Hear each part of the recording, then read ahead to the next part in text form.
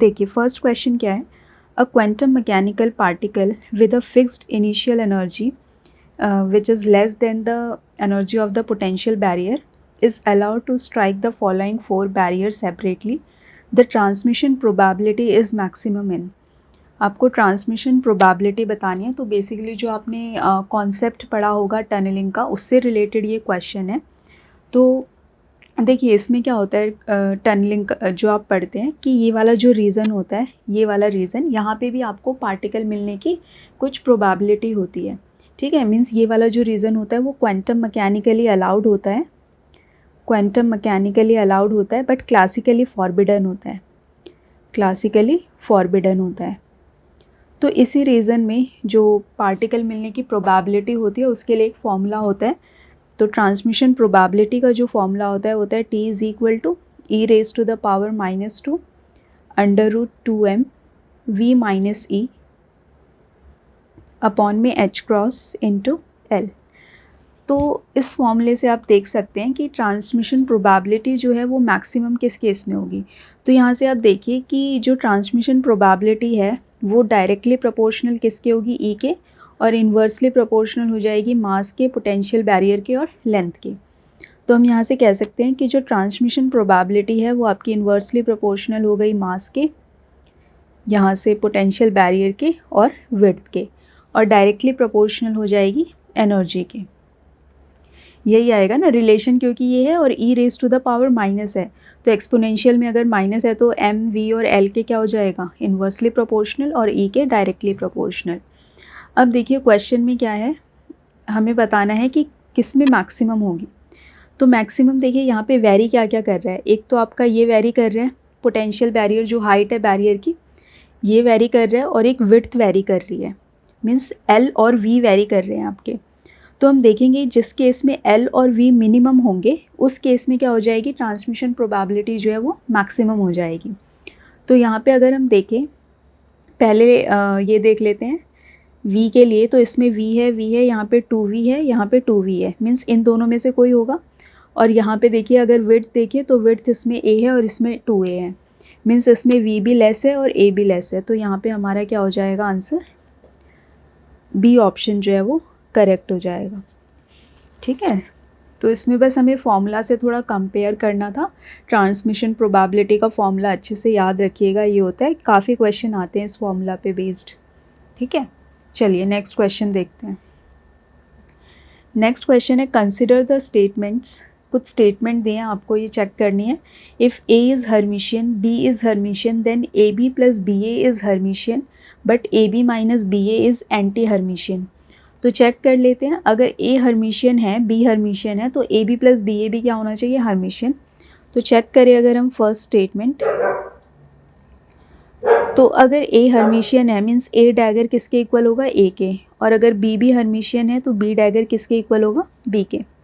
तो अब चेक करते हैं A B plus B A का dagger, A B plus B A का डैगर, तो ये आएगा आपके पास ए बी का डैगर प्लस बी ए का डैगर, और ए बी का डैगर किसके इक्वल होगा, बी डैगर, ए डैगर, और बी ए का डैगर इक्वल होगा ए डैगर और बी डैगर के। अब यहाँ पे देखिए बी डैगर जो होगा वो बी के इक्वल होगा एंड ए डैगर ए के इक्वल, तो बी ए प्लस यहाँ पे ए बी, तो A B plus B A जो है वो B A plus A B के इक्वल होगा, मीन्स ये दोनों क्या हैं, हर्मिशियन है। Means A B plus B A क्या है, हमारा हर्मिशियन है, क्योंकि A B plus B A जो है B A plus A B के इक्वल होगा। अब चेक करते हैं A B minus B A के लिए, तो फिर से वही करते हैं, A B minus B A का डैगर लेते हैं। तो A B minus B A का हम डैगर लेंगे तो ये क्या आएगा, ए बी का डैगर माइनस बी ए का dagger, which is equal to B dagger A dagger minus A dagger B dagger, और ये किसके इक्वल हो जाएगा, B A minus A B. अब यहाँ पे अगर हम देखें तो हमारे पास था A B minus B A, अब हो गया B A minus A B, तो अगर मैं इसमें से माइनस कॉमन ले लूँ तो ये क्या हो जाएगा, A B minus B A, means A B minus B A किसके इक्वल है, minus of A B minus B A आ रहा है ना यहाँ पे डैगर लेने के बाद, तो ये हमारा क्या हो गया, एंटी हर्मिशियन हो गया। मीन्स फर्स्ट स्टेटमेंट हमारी करेक्ट है कि if A is Hermitian, B is Hermitian, then A B plus B A भी हमारा हर्मिशियन होगा, और A B minus B A जो है वो एंटी हर्मिशियन होगा, ये कंडीशन सेटिस्फाई हो रही है। नेक्स्ट है if A is Hermitian B is Hermitian then iota A plus B is anti Hermitian and iota A minus B is Hermitian. तो चेक कर लेते हैं इसके लिए भी। तो अब हमें क्या करना है, simply iota A plus B का डैगर ले लेंगे और आयोटा ए माइनस बी का डैगर लेके चेक कर लेंगे। तो सबसे पहले आयोटा ए प्लस बी का डैगर लेते हैं। आयोटा ए प्लस बी का अगर हम डैगर लें तो क्या आएगा यहाँ पे, आयोटा का कॉम्प्लेक्स कॉन्जुगेट और ए प्लस बी का dagger which is equal to iota का कॉम्प्लेक्स कॉन्जुगेट माइनस आयोटा हो जाएगा और यहाँ पे ये हो जाएगा A dagger plus B dagger. और ए डैगर हमें पता है ए के इक्वल है और बी डैगर बी के इक्वल है। Means iota A plus B का डैगर किसके इक्वल आ रहा है, minus iota A plus B के। मीन्स ये क्या हो गया, एंटी हर्मिशियन। और स्टेटमेंट में क्या लिखा था, ठीक है, iota A plus B is anti Hermitian, तो ये तो करेक्ट है इतना। अब आयोटा ए माइनस बी के लिए भी चेक कर लेते हैं। तो आयोटा ए माइनस बी का भी डैगर ले लेंगे। तो यहाँ पे आ जाएगा आयोटा का complex conjugate and A minus B का dagger which is equal to minus iota A dagger minus B dagger which is equal to minus iota A minus B. तो ये भी क्या आ रहा है हमारा, एंटी हर्मिशियन आ रहा है। और स्टेटमेंट में क्या लिखा है, iota A minus B is Hermitian. तो ये स्टेटमेंट हमारी रॉन्ग हो जाती है क्योंकि ये भी हमारा क्या आएगा, एंटी हर्मिशियन आएगा। और लास्ट स्टेटमेंट है हमारी, the multiplication of two commuting hermitian is hermitian. अगर दो कॉम्यूटेटिंग हर्मिशियन ऑपरेटर लिए हमने तो उनका मल्टीप्लिकेशन भी क्या होगा, हर्मिशियन होगा। तो चेक कर लेते हैं। लेट्स से हमारे पास है एक, हमने ए डैगर ए तो लिया ही है, ए एक हर्मिशियन ऑपरेटर है और बी भी एक हर्मिशियन है, तो बी डैगर बी के इक्वल होगा। तो बोला गया है कि ए और बी का जो मल्टीप्लिकेशन है वो भी हर्मिशियन होगा, लेकिन उसके लिए क्या होने चाहिए, ए बी कॉम्यूट करने चाहिए। तो अगर मैं ए बी का मल्टीप्लिकेशन लूँ, ए और बी का मल्टीप्लिकेशन लिया, इसका डैगर लिया तो क्या आएगा, B dagger A dagger which is equal to B A. Means A B का डैगर लेने पे क्या आ रहा है, बी ए आ रहा है। तो अब ये दोनों कब इक्वल होंगे, ए बी और बी ए को हम ऐसे इक्वल नहीं कह सकते कि ए बी ए के इक्वल है, ठीक है। इसके लिए हमें क्या करना पड़ेगा, ये तभी इक्वल होंगे जब ए बी क्या करेंगे, कॉम्यूट करेंगे। क्योंकि ए बी कॉम्यूट करेगा तो क्या होगा, A B is equal to zero, means A B minus B A is equal to zero. और यहाँ से क्या आ जाएगा, A B is equal to B A. तो ए बी ए के इक्वल तभी होता है जब ए बी क्या करेंगे, कॉम्यूट करेंगे।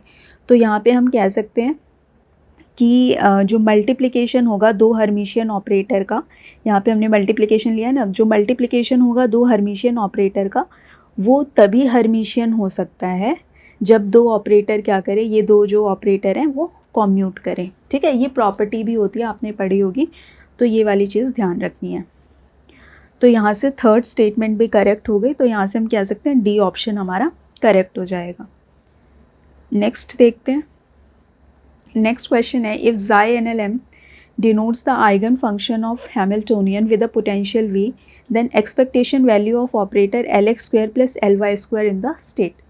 तो ये वेव फंक्शन गिवन है आपको, super imposed wave function given है, आपको बताना है Lx square plus Ly square का आइगन वैल्यू, एक्सपेक्टेशन वैल्यू। तो आपको पता है यहाँ पे देखिए, L स्क्वायर किसके इक्वल होता है, Lx square plus Ly square plus Lz square के, राइट। और यहाँ से आपको L स्क्वायर की आइगन वैल्यू पता होती है और Lz स्क्वायर की आइगन वैल्यू पता होती है। तो आप सिंप्लीफाई करने के लिए क्या करते हैं, इस आंसर को इसी टर्म में निकालते हैं। मीन्स यहाँ पे Lx square plus Ly square को हम क्या लिख सकते हैं, L square minus Lz square, ठीक है। तो चाहे हम L square minus Lz square की आइगन वैल्यू निकालें, चाहे Lx square plus Ly square की निकालें, एक ही बात है क्योंकि दोनों सेम ही है। तो यहाँ से हम इसको L square minus Lz square की टर्म में सॉल्व करेंगे। तो देखिए, L स्क्वायर के लिए आइगन वैल्यू क्या होती है, L into L plus one H cross square, और Lz स्क्वायर के लिए क्या होगी, m square H cross square, right. अब हमें क्या करना है, ये जो भी स्टेट दिए हैं, फर्स्ट इसको हम फर्स्ट स्टेट मान लेते हैं, ये सेकंड स्टेट हो गई और ये थर्ड स्टेट हो गई। हम तीनों स्टेट पे क्या करेंगे, ये ऑपरेट कर देंगे L square minus Lz square और आइगन वैल्यूज़ निकाल लेंगे। तो देखिए यहाँ पे क्या हो जाएगा, सबसे पहले स्टेट वन लेते हैं, तो स्टेट 1 के लिए अगर हम देखें तो L की वैल्यू यहाँ पे कितनी है, 1 है, और M की वैल्यू कितनी है, 1 है। तो इसके लिए क्या आएगा, L square minus LZ square is equal to 1 into 1 plus 1 H cross square minus 1 square H cross square. तो ये हो जाएगा H क्रॉस स्क्वायर। ऐसे ही अब हम स्टेट 2 के लिए निकालते हैं। तो स्टेट 2 के लिए क्या होगा, L जो है वो 1 है और M जो है वो 0 है। तो ये क्या हो जाएगा, L square minus LZ square is equal to 1 into 1 plus 1 H cross square minus 0 square H cross square. तो ये आएगा 2H क्रॉस स्क्वायर।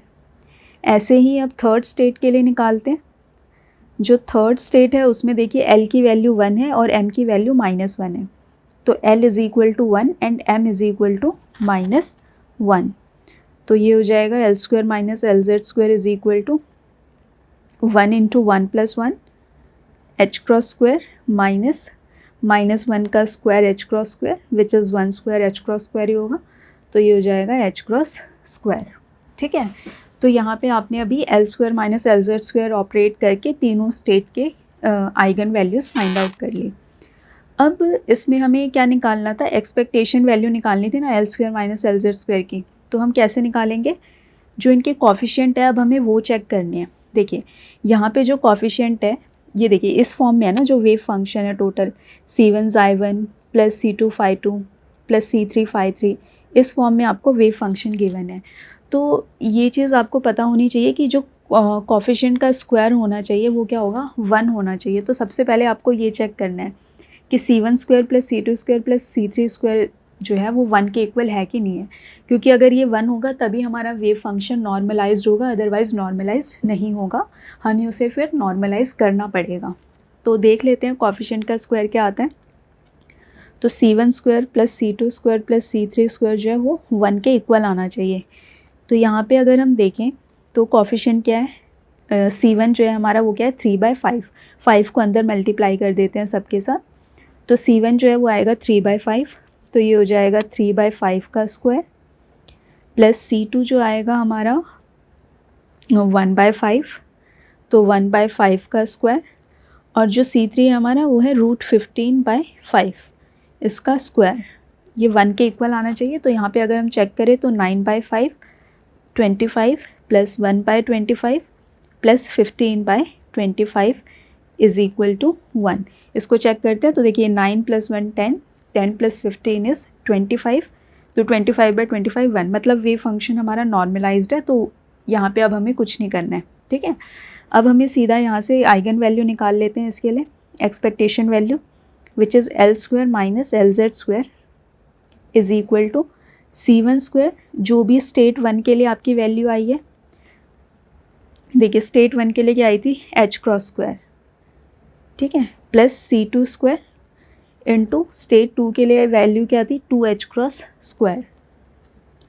ऐसे ही थर्ड स्टेट के लिए C3 स्क्वायर और जो वैल्यू आई थी H क्रॉस स्क्वायर।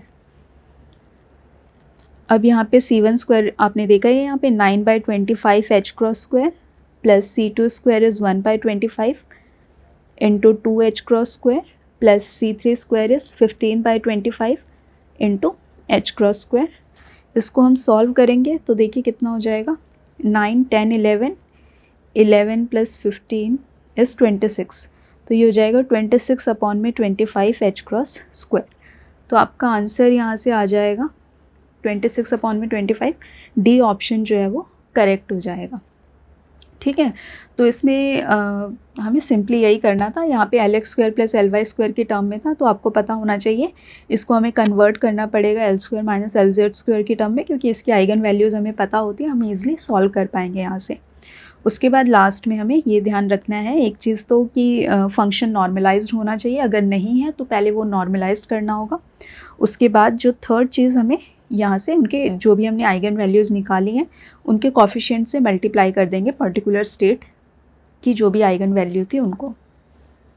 चलिए नेक्स्ट क्वेश्चन देखते हैं। नेक्स्ट क्वेश्चन है आपका ये पर्टर्बेशन थ्योरी पे। The following are 3 statements about the perturbation theory. First statement is second order perturbation correction to the ground state is always negative. तो यहाँ पे अगर हम सेकंड ऑर्डर पर्टर्बेशन के लिए एक्सप्रेशन देखिए कि हम सेकंड ऑर्डर करेक्शंस कैसे निकालते हैं। तो देखिए यहाँ पे क्या होता है, सेकंड ऑर्डर करेक्शन कैसे निकालेंगे आप, this is equal to summation m is not equal to n xi m not perturbed Hamiltonian xi n not इसका स्क्वायर अपॉन में E N not minus E M not. ये expression पढ़ते हैं आप for second order perturbation. यहाँ पे जो E N है ये क्या होती है, आपकी ग्राउंड स्टेट एनर्जी होती है और ये एक्साइटेड स्टेट एनर्जी होती है, ठीक है। और ग्राउंड स्टेट एनर्जी या हम कह सकते हैं लोअर स्टेट की एनर्जी होती है या हायर स्टेट एनर्जी होती है ई एम वाली, ठीक है। तो हायर स्टेट की एनर्जी से जब आप लोअर स्टेट की एनर्जी कमी होगी ऑलवेज, मीन्स ये वाली वैल्यू ऑलवेज लेस होगी इस वाले से, तो हम लिख सकते हैं ई एम नॉट हमेशा बड़ा होगा किससे, ई एन नॉट से, क्योंकि एक्साइटेड स्टेट की एनर्जी तो ज़्यादा ही होगी ग्राउंड स्टेट वालों से, इसलिए जो सेकेंड ऑर्डर करेक्शन होगी वो ऑलवेज आपकी नेगेटिव रहेगी। तो जो फर्स्ट स्टेटमेंट है वो तो करेक्ट है कि second order perturbation correction to the ground state is always negative. Now second is sum of the zeroth order and the first order correction to the ground state energy is always greater than the exact ground state energy. जो sum होगा आपका zeroth order और first order correction का, तो अगर हम देखें zeroth order और फर्स्ट ऑर्डर करेक्शन का जो सम है वो क्या बोला है, always to the ground state energy is always greater than the exact ground state energy. ये हमेशा बड़ा होगा एग्जैक्ट ग्राउंड स्टेट एनर्जी से। हाँ, क्योंकि यहाँ पे अगर हम देखें तो ये बोल रहे हैं कि जो इन दोनों का सम होगा वो ग्रेटर होगा एग्जैक्ट ग्राउंड स्टेट एनर्जी से, क्योंकि जो आपका ये फर्स्ट ऑर्डर पर्टर्बेशन से जो एनर्जी आएगी ये पॉजिटिव ही रहेगी, ठीक है। सेकंड ऑर्डर वाली आपकी नेगेटिव होती है लेकिन फर्स्ट ऑर्डर वाली आपकी पॉजिटिव ही रहेगी। तो यहाँ पे इन दोनों का सम जो होगा वो ग्रेटर होगा ग्राउंड स्टेट एनर्जी से। तो बी स्टेटमेंट भी क्या है, करेक्ट है। और थर्ड स्टेटमेंट है आपकी sum of the zeroth order and the first order correction to the ground state energy is less than the exact state energy. तो ये बी का थोड़ा अपोजिट लिखा है, उसमें ग्रेटर है, यहाँ पे लेस लिखा है। तो हमने देख ही लिया रीज़न कि ग्रेटर क्यों होगा, तो सी तो रॉन्ग हो जाएगा। तो यहाँ से आपका ऑप्शन बी करेक्ट हो जाएगा कि both A and B are true. Now next question is for the particle in a box problem, an approximate wave function is given as this, the average value for such state will obey। तो ये आपका variation theorem का question है, variation principal वाला जो है आपका उसका क्वेश्चन है। देखिए इसमें जो आपको ट्रायल वेव फंक्शन गिवन है, ट्रायल वेव फंक्शन गिवन है वो क्या है, x into L by two minus x into L minus x, ये आपको ट्रायल वेव फंक्शन गिवन है। और फिर एवरेज एनर्जी पूछिए आपकी कि कैसे आप ये कंपेयर करेंगे उसको। तो देखिए एक चीज़ ध्यान रखिए इसमें, पहले तो जब भी ट्रायल वेव फंक्शन से जो एनर्जी हम फाइंड आउट करते हैं वो हमेशा क्या होती है, जो हमारी एग्जैक्ट एनर्जी होती है उससे ज़्यादा ही होती है, क्योंकि जो हमने ट्रायल वेव फंक्शन लिया होता है ये तो हमने गैस किया होता है ना, हमने गैस किया होता है ये function with in certain conditions, जो भी आपकी बाउंड्री कंडीशन होंगी उनको ध्यान में रखते हुए हम क्या करते हैं, एक वेव फंक्शन को गैस करते हैं कि इस सिस्टम के लिए लेट से ये वाला वेव फंक्शन होगा। तो जो ट्रायल वेव फंक्शन से आपकी एनर्जी आएगी वो हमेशा क्या होगी, ज़्यादा ही होगी आपकी जो भी एग्जैक्ट एनर्जी होगी उससे। तो एक चीज़ तो ये ध्यान रखनी है कि जो ट्रायल वेव फंक्शन से एनर्जी आने वाली है वो ऑलवेज़ ग्रेटर होगी जो भी आपकी एग्जैक्ट स्टेट की एनर्जी होगी। और दूसरी चीज़ ये ध्यान रखनी है कि जो भी आपको ट्रायल वेव फंक्शन दिया है उसको आप जब कंपेयर करेंगे एनर्जी से तो आपको पहले चेक करना है कि वो कौन से स्टेट का ट्रायल वेव फंक्शन गिवन है, कौन से स्टेट के लिए ट्रायल वेव फंक्शन गिवन है। पहले आप स्टेट आइडेंटिफाई करेंगे, उस स्टेट के कॉरस्पॉन्डिंग एनर्जी लिखेंगे और उसको कंपेयर करेंगे। जैसे कि देखते हैं, तो सेकंड पॉइंट आपका ये है कि आपको स्टेट आइडेंटिफाई करनी है कि कौन से स्टेट का फंक्शन है, उसकी एनर्जी निकालेंगे और फिर कंपेयर करेंगे। तो देखिए यहाँ पे आपको ये ट्रायल वेव फंक्शन गिवन था और पार्टिकल इन अ बॉक्स के लिए बोला है, तो बाउंड्री कंडीशन हमें पता है पार्टिकल इन अ बॉक्स के लिए कि x इज़ इक्वल टू 0 पे वेव फंक्शन 0 हो जाता है और x is equal to l पे वेव फंक्शन 0 हो जाता है। तो अगर हम इस वेव फंक्शन में x की वैल्यू 0 डालेंगे तो x की वैल्यू 0 डाली तो wave function 0, means x is equal to 0 पे आपकी बाउंड्री कंडीशन फॉलो हो रही है। ऐसे ही जब x की वैल्यू l डालेंगे तो भी वेव फंक्शन 0, तो ये भी हमें क्या मिलेगी, बाउंड्री मिलेगी। लेकिन जब हम x की वैल्यू l/2 डालेंगे, यहाँ पे x की वैल्यू अगर l/2 डालेंगे तो भी वेव फंक्शन 0 हो जाएगा। x की वैल्यू l/2 डालने पे भी वेव फंक्शन 0 हो रहा है। लेकिन ये तो हमारी बाउंड्री थी, लेकिन ये क्या होगा, हमारा नोड होगा। ये हमारी क्या थी, बाउंड्रीज थी, और ये हमारा नोड होगा। तो यहाँ पे हमें क्या मिल गया, एक नोड मिल गया, एक नोड मिल गया। अगर एक नोड हमें मिला है तो एक नोड कौन सी स्टेट में होता है, अगर हम देखें पार्टिकल इन अ बॉक्स में, तो n इज़ इक्वल टू 1 और n is equal to 2 state देखें तो जो सेकंड स्टेट होती है, यहाँ पे क्या मिलता है, हमें एक नोड मिलता है ना। सेकंड स्टेट में एक नोड मिलता है। तो जो एनर्जी हम लिखेंगे यहाँ पे वो क्या होगी, सेकंड स्टेट की एनर्जी होगी, which is equal to 2 square h square upon में 8 ml square, which is equal to 4h square upon में 8 ml स्क्वायर, या हम लिख सकते हैं 2h स्क्वायर अपॉन में h स्क्वायर अपॉन में 2 ml स्क्वायर। ठीक है, तो ये आपकी क्या हो गई, एनर्जी हो गई इस स्टेट की।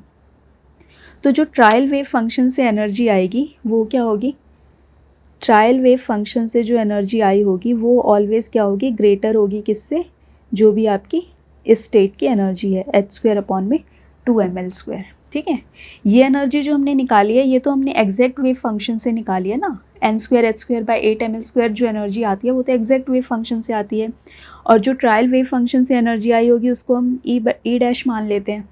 तो ई बार जो होगा आपका वो ग्रेटर होगा किससे, h स्क्वायर अपॉन में 2 ml स्क्वायर से। ठीक है, तो इस टाइप से आपको ध्यान देना। अब जैसे यहाँ पे अगर वेव फंक्शन में क्या होता, सिर्फ ये लिखा होता जाई trial is equal to x into L minus X, तो इसका मतलब ज़ीरो नोड होते, और अगर ज़ीरो नोड होते तो हम किससे कंपेयर करते, ग्राउंड स्टेट एनर्जी से, क्योंकि n इज़ इक्वल टू 1 में ज़ीरो स्टेट होते हैं और n इज़ इक्वल टू 1 के लिए एनर्जी क्या होती है, h स्क्वायर अपॉन में 8 ml स्क्वायर एनर्जी होती है। तब हमें क्या करना पड़ता है, इस स्टेट की एनर्जी से कंपेयर करना पड़ता है। मतलब तब क्या होता है, जो हमारा ई होता है ट्रायल वेव फंक्शन से जो एनर्जी आती वो बड़ी होती किससे, h स्क्वायर अपॉन में 8 ml स्क्वायर से। तो ये चीज़ आपको ध्यान रखनी है कि आपको चेक करना पड़ेगा किस स्टेट के लिए वेव फंक्शन है, और उसी स्टेट की एनर्जी से आप ट्रायल वेव फंक्शन की एनर्जी को कंपेयर करेंगे। तो ये दो कंडीशंस ध्यान रखनी है। तो यहाँ से देखिए आपके पास क्या हो जाएगा, सेकंड ऑप्शन जो है वो करेक्ट हो जाएगा। एनर्जी जो होगी ट्रायल वेव फंक्शन की वो ज़्यादा होगी h स्क्वायर अपॉन में 2 ml स्क्वायर से। चलिए नेक्स्ट क्वेश्चन देखते हैं। Next question is an atomic state of hydrogen atom is represented as xi is equal to this where a0 is a constant value, the quantum number of the state are। तो देखिए wave function क्या है, xi is equal to 1 upon में 2a0 cube raise to the power 0.5, 1 minus r upon में 2a0 e raise to the power minus r upon में 3a0। तो इस type से अगर आपको वेव फंक्शन गिवन हो तो आप उसको कंपेयर कीजिए, जो आप जनरल फॉर्म पढ़ते हैं वेव फंक्शन की, तो वो कैसे लिखते हैं हम, xi is directly proportional to, यहाँ पे अगर हम देखें तो रेडियल पार्ट में क्या होता है, e raise to the power minus Z R by na0। तो यहाँ से अगर हम कंपेयर करें तो देखिए n की वैल्यू क्या है, 3 है, तो n की वैल्यू कितनी हो जाएगी, 3। तो n तो आ गया यहाँ से हमारा 3। अब l और m देखना है, तो वेव फंक्शन में कॉस थीटा भी है, यहाँ पे देखिए कॉस थीटा भी है। अब angular part of wave function हम कैसे लिखते हैं, ये रेडियल पार्ट हो गया, एंगुलर पार्ट देख लेते हैं। एंगुलर पार्ट जो होगा वो होता है sine m theta cos l minus m theta e raise to the power iota m phi. तो ये होता है angular part of wave function. अब अगर हम देखें वेव फंक्शन में फाई की तो कोई टर्म नहीं है। अगर फाई की कोई टर्म नहीं है मतलब फाई क्या रहा होगा, ज़ीरो रहा होगा, सॉरी मीन्स m क्या रहा होगा, ज़ीरो रहा होगा, क्योंकि फाई की कोई टर्म नहीं है। तो यहाँ से हम आइडिया लगा सकते हैं m जो है ज़ीरो है। और हम यहाँ से भी देख सकते हैं कि साइन थीटा की भी कोई टर्म नहीं है, मीन्स यहाँ पे m ज़ीरो रहा होगा तभी साइन थीटा की कोई टर्म नहीं है, तो m भी हमें पता चल गया ज़ीरो। अब हम l के लिए देखते हैं, तो l के लिए देखिए कॉस थीटा की पावर क्या है, यहाँ पे 1 है, और कॉस थीटा की पावर यहाँ से हम कंपेयर करें तो l माइनस एम किसके इक्वल होना चाहिए, 1 के इक्वल। तो यहाँ पे हम रखते हैं l minus M is equal to 1, और एल हमें फाइंड आउट करना है, एम 0 है, दिस इज़ इक्वल टू 1, तो एल का वैल्यू 1 आ जाएगा। तो L is 1, M is 0 and N is 3। तो यहाँ पे हम देख लेते हैं, एन की वैल्यू 3 होनी चाहिए, एल की 1, एम की 0। तो यहाँ से आपका सी ऑप्शन जो है वो करेक्ट हो जाएगा। ठीक है, देखिए नेक्स्ट क्वेश्चन क्या है, for eigen function xi1 is equal to this and xi2 is equal to this of particle in 1D box of length b, xi1 is normalised but not orthogonal to xi2। तो basically यहाँ पे आपको xi1 और xi2 के लिए check करना है कि वो नॉर्मलाइज्ड है या नहीं, ऑर्थोगोनल है या नहीं। तो इनके लिए आपको कंडीशन पता ही है, नॉर्मलाइजेशन के लिए कंडीशन होती है xi1 into xi1 star d tau is equal to 1, और ऑर्थोनॉर्मल के लिए कंडीशन ऑर्थोगोनैलिटी के लिए कंडीशन होती है xi1 into xi2 d tau is equal to 0। तो ये आपकी नॉर्मलाइजेशन की कंडीशन हो गई, ऑर्थोगोनैलिटी की कंडीशन हो गई। तो यहाँ पे देखिए आपको डायरेक्ट चेक करने की कोई ज़रूरत नहीं पड़ेगी, क्योंकि आपको यहाँ पे गिवन है कि पार्टिकल इन 1D बॉक्स है आपका। तो इसके लिए आपको नॉर्मलाइज्ड वेव फंक्शन पता है क्या होता है, √2/L होता है वैसे, मतलब लेंथ जो भी ले। तो यहाँ पे b लेंथ है तो b की टर्म में ले लेते हैं, √2/b sine n pi by b into x, ये आपका वेव फंक्शन होता है। अब यहाँ पे आप इसको कंपेयर कर लीजिए, देखिए यहाँ पे क्या है, √1/b है, यहाँ पे क्या है, √2/b है, और यहाँ पे √2/b है, यहाँ पे √2/b है। मीन्स xi2 जो होगा वो क्या है, नॉर्मलाइज्ड होगा, और ये क्या होगा, नॉर्मलाइज्ड नहीं होगा आपका। ठीक है, ये वेव फंक्शन नॉर्मलाइज नहीं है xi1, तो xi1 तो हमारा नॉर्मलाइज नहीं है, तो ए ऑप्शन रॉन्ग हो जाएगा और बी ऑप्शन भी रॉन्ग हो जाएगा। ठीक है, तो वैसे हम चेक कर सकते हैं यहाँ से भी, बट अगर हमें ओरिजिनल वेव फंक्शन पता ही है पार्टिकल इन 1D के लिए क्या होता है, तो हम डायरेक्ट यहीं से देख लेंगे। अब देखिए एक चीज़ तो हमें पता चल गई कि xi2 नॉर्मलाइज्ड है, xi2 नॉर्मलाइज्ड है, तो उससे डी ऑप्शन भी यहाँ पे रॉन्ग हो जाता है, क्योंकि यहाँ पे बोला है xi2 is neither normalized nor orthogonal. अब ऑर्थोगोनैलिटी के लिए कैसे चेक करेंगे, देखिए यहाँ पे अगर हम देखें इन दोनों को कंपेयर करें तो यहाँ पे n की वैल्यू क्या होगी, 1 होगी, और यहाँ पे क्या है, n इज़ इक्वल टू 2 होगा। Sine n pi by l into x होता है ना, तो ये n इज़ इक्वल टू 1 के लिए वेव फंक्शन गिवन है, ये n is equal to 2 state के लिए वेव फंक्शन गिवन है। तो ये जो दोनों वेव फंक्शन है ये कैसे हैं, नॉन डीजेनरेट हैं, क्योंकि दोनों डिफरेंट स्टेट के लिए हैं, दोनों के लिए आइगन वैल्यूज़ डिफरेंट होंगी। इसके लिए अगर आप एनर्जी निकालेंगे तो क्या होगी, 1/2h² अपॉन में 8ml², और इसके लिए एनर्जी निकालेंगे तो 2/2h² अपॉन में 8ml²। तो ये क्या हो गया, नॉन डीजेनरेट आइगन फंक्शन हो गए, और जो नॉन डीजेनरेट आइगन फंक्शन होते हैं दे आर ऑलवेज ऑर्थोगोनल, वो ऑर्थोगोनल होते हैं। ठीक है, तो यहाँ से आपका ये ऑप्शन करेक्ट हो जाएगा कि xi2 is normalized and orthogonal to xi1। Now last question है आपका, which of the following wave function is acceptable for particle confined to move in 1D box of length L is. इसमें से कौन सा wave function जो है वो acceptable है for a particle to confined to move in 1D box length. तो कभी भी एक्सेप्टेबिलिटी का क्वेश्चन आता है तो इन टाइप के क्वेश्चंस के लिए आपको चेक करना होता है बाउंड्री कंडीशन के लिए। तो पार्टिकल इन 1D बॉक्स के लिए बाउंड्री कंडीशन क्या होती है कि x इज़ इक्वल टू 0 पे वेव फंक्शन 0 होना चाहिए, और x is equal to L पे भी वेव फंक्शन 0 होना चाहिए। तो सबसे पहले हम a के लिए चेक करते हैं, xi इज़ इक्वल टू यहाँ पे क्या है, a cos n pi by L into x. तो यहाँ पे हम x की वैल्यू 0 डालते हैं, तो x अगर हम 0 पुट करें तो cos 0 तो 1 होता है, तो xi किसके इक्वल आया, a के इक्वल आया, मीन्स xi 0 के इक्वल नहीं है, और अगर 0 के इक्वल नहीं है मतलब बाउंड्री कंडीशन फॉलो नहीं हो रही है, और बाउंड्री कंडीशन फॉलो नहीं हो रही है मीन्स ये क्या है, एक्सेप्टेबल वेव फंक्शन नहीं है। ठीक है, अब b के लिए चेक करते हैं, b क्या है, xi is equal to b into x plus x square. तो यहाँ पे अगर हम देखें x की वैल्यू 0 पुट करें तो x की वैल्यू 0 पुट करने पे xi 0 हो जाएगा, और x की वैल्यू L पुट करने पे, तो यहाँ पे L पुट करेंगे L² xi जो होगा वो नॉन ज़ीरो होगा, मीन्स ये वेव फंक्शन भी हमारा क्या है, एक्सेप्टेबल नहीं है। ऐसे ही अब चेक करते हैं for third, cx³ into x minus L, cx³ into x minus L, यही है ना, ठीक है। तो अगर हम ये वेव फंक्शन देखें तो यहाँ पे x is equal to 0 put करें तो देखिए वेव फंक्शन भी 0 हो रहा है, और अगर x is equal to L put करें तो L माइनस L 0, तो यहाँ पे भी वेव फंक्शन 0 हो जाएगा। तो x is equal to 0 put करने पे भी 0 हो रहा है और l पे भी 0 हो रहा है, मीन्स बाउंड्री कंडीशन फॉलो हो रही है। और बाउंड्री कंडीशन अगर फॉलो हो रही है तो वेव फंक्शन क्या है, एक्सेप्टेबल है। तो हमारा यहाँ से सी ऑप्शन करेक्ट हो जाएगा। ऐसे ही डी के लिए चेक कर लीजिएगा। डी के लिए अगर हम देखें तो x इज इक्वल टू 0 पे अगर हम चेक करें तो ये क्या आ जाएगा, sine 0 is 0 means d upon में 0 मीन्स 1 अपॉन में 0 क्या होगा, infinite. Means x is equal to 0 पे वेव फंक्शन क्या हो रहा है, इनफाइनाइट हो रहा है, लेकिन क्या होना चाहिए 0। तो ये वाला भी हमारा क्या हो जाएगा, नॉट एक्सेप्टेबल वेव फंक्शन। तो सी ऑप्शन करेक्ट होगा। तो ये आपके कुछ क्वांटम के क्वेश्चंस थे मिनी टेस्ट सीरीज़ के। चलिए, थैंक यू एवरीवन।